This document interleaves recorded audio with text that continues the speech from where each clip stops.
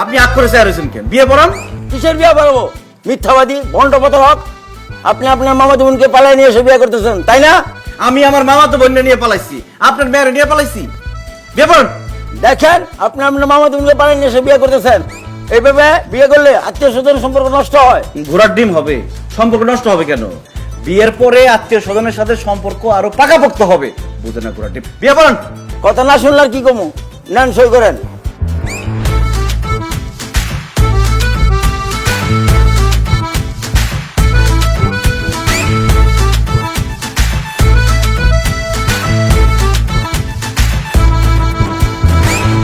এই কি ব্যাপার, আপনাকে জোর করতেছেন কেন?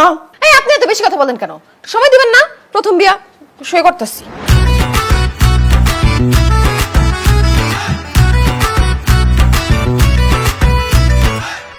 আপনাদের বিবাহের কাজ সম্পন্ন হয়েছে, এখন আসুন আমরা মোনাজাত করি।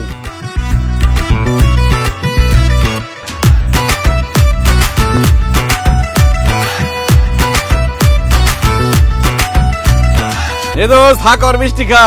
আমার যে কি খুশি লাগতেছে, আজকে আমি বিয়ে করছি। তখন অনেক ধন্যবাদ, তোরা আমার বিয়েতে সাক্ষী দিছস। এখন আমার জন্য দোয়া কর, যাতে আমি বছর বছর বাচ্চা মজা করতে।